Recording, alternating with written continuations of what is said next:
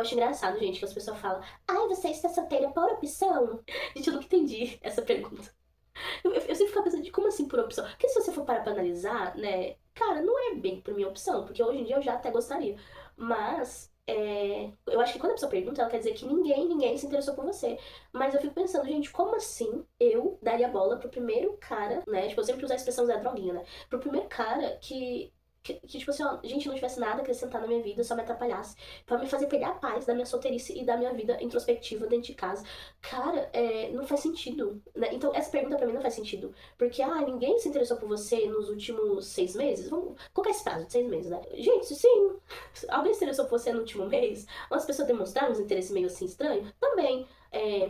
Pessoas, inclusive mais novas que você, na verdade eu não me lembro de nenhum mais velho. Por isso que a gente já tô aqui, né, falando assim, passando pano. Passando pano, porque vai que eu apresente o marido. Ó, esse aqui é o João, né? Porque eu sou Maria, então vamos colocar João, Maria e João. Ou José, que aí fica Maria e José, né? E a gente tem um filhinho e vai batizar de Jesus. Não, não vamos usar José, porque aí é uma coisa mais séria. Não, vamos usar João mesmo. O João, né, com 20 e poucos anos e aqui trintona. Ai, gente, não sei. Ou 40, o João quarentão. Beleza também, né? Eu já passei pano pra não ter dente, pra ser careca. Ai, gente, né, vai que, né? Sei lá. Eu já tenho tanto cabelo, né? Tipo, não tem problema não, né? Tipo, como eu disse, aquilo que falta num sobra no outro, tá tudo certo. Tem 1,5 m, né? Provavelmente, então, eu vou ser literalmente a metade dele. Deus vai dar para ele a sua metade, né? O pastor. Como é o nome dele, gente? Aquele do Escolha Esperar, geralmente fala isso, né? Que ele casou, ele pediu a metade, aí a mulher dele veio literalmente a metade dele. É isso aí, né? Eu tenho cabelo, ele não vai ter, eu não sei, gente. Pode ser careca, pode ter mais cabelo que eu também, não tem problema não. Quer dizer, não, acho que tem problema sim, gente, porque quem vai ter que ficar pintando os cabelos das crianças assim quando nascer, vai. Não, tá, ele pode ser uma coisa mais equilibrada, né? Enfim. Gente, descansa. Descansa, sabe? Ora, entrega pra Deus, entrega inclusive essa ansiedade. Muitas vezes eu falei, Deus, eu tô ansiosa, eu tô com medo. Por muito tempo, eu não me relacionava por medo. De verdade, sabe? Traumas, medos. Medo até de pecar mesmo, de cair também. Enquanto eu tô solteira, eu consigo não pecar, me segurar, mas se eu começar a namorar, eu não vou conseguir. Tipo, eu tenho muito medo de cair, né? Tipo, cair em pecado, né, gente? Então, mesmo que no último relacionamento eu não tenha, né? Tipo, caído assim, cara, é uma possibilidade, né? É muito mais fácil de acontecer se você tá namorando do que se você tá solteiro. Então, realmente é uma disciplina diária de entregar pra Deus todas as coisas. E essa é só mais uma área. Uma vez eu escutei a Zoe Lili falando, né, sobre isso, que ela já tava convicta, gente, que ela ia casar, ela ia comprar um apartamento, adotar as crianças, adotar uns gatos, era isso. Aí chegou, né, o marido dela, acho que é Israel, se eu não me engano, e casaram, né, tudo. E ela, cara, ela não tava esperando realmente isso, ela achava de verdade que Deus tinha dito pra ela que ela não quer casar. Quando Deus colocou isso assim, ó, entrega pra mim. E muitas vezes eu tive que entregar realmente pra Deus, né? Antes era por causa desse desespero, né, que eu tinha tanto de casar como não casar. E depois, entregar o medo. Senhor, se chegar uma pessoa que eu acho interessante. Porque até então não chegava alguém interessante. E algumas vezes chegou, mas Deus rapidamente me mostrava que não era, sabe? Gente, como é que mostra? Observa a pessoa. Observa, tipo, tem gente que facinho assim você vai ver que não é. Mas tem gente que às vezes é uma pessoa muito legal até, sabe? Aparentemente, pelo menos. Mas olhe o projeto de vida, olhe os seus planos, se encaixam, sabe? Não tenta fazer encaixar à força uma coisa que não se encaixa, uma coisa que não flui. Então, teve gente que até era muito legal, sabe? E que eu até vejo que é uma pessoa de Deus e tudo, mas não se encaixava, ou personalidade, ou meta de vida, né? Então, não tenta fazer caber uma coisa que não cabe, uma coisa que não flui, uma coisa que não conecta perfeitamente. Essa pessoa pode ser uma boa pessoa para outra pessoa. Eu, tipo, sou uma boa pessoa, sou uma mulher de Deus, mas eu entendo que eu não sou para qualquer homem. Assim, não é qualquer homem que é pra mim. Tipo assim, ó, não que, qualquer homem no sentido de homens maus. Eu tô falando de homens bons, homens de Deus, homens de caráter. Por exemplo, gente, eu vou dar um exemplinho aqui, básico. Tem homem que simplesmente não gostaria nem um pouco de casar com uma mulher baixinha. E não acha atraente. Tá tudo bem. Moço, significa que eu não sou sua mulher, tá? Beleza? Tem 1,5 m, vou falar de novo, que é pra você ter certeza que não é. Tem gente que ama cabelo liso, ou ama uma pessoa bem branca, ou ama uma pessoa bem negra. E eu não sou nenhuma dessas coisas, né? Nota-se.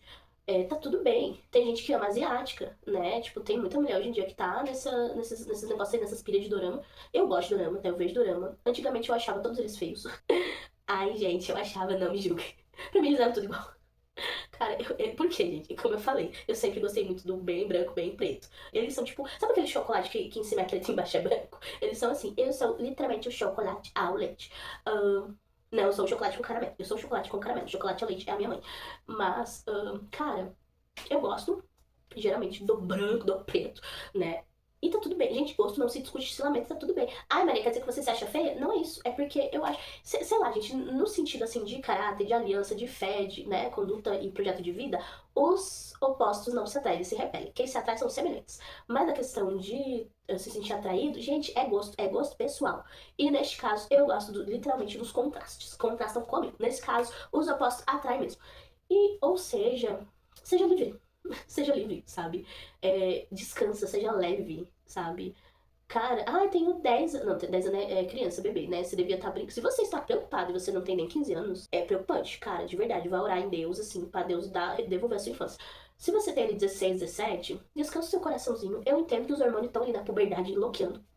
Mas peça para Deus te guardar em santidade nesse tempo e te ensinar aquelas coisas que você não sabe, que talvez os seus pais também não estão querendo te ensinar, né? Sobre sexualidade, sobre, né, santidade, essas coisas. Se você já tem 18, 20, gente, hoje em dia meio que eu tô achando meio parecido com quando eu tinha 15, 16. A galerinha tá, tipo, amadurecendo um pouco mais tarde, tá? Isso é comprovado. Mas, cara, se você já tem uns 23, 25, realmente comece a olhar com olhos mais carinhosos pra isso, mas buscando em Deus.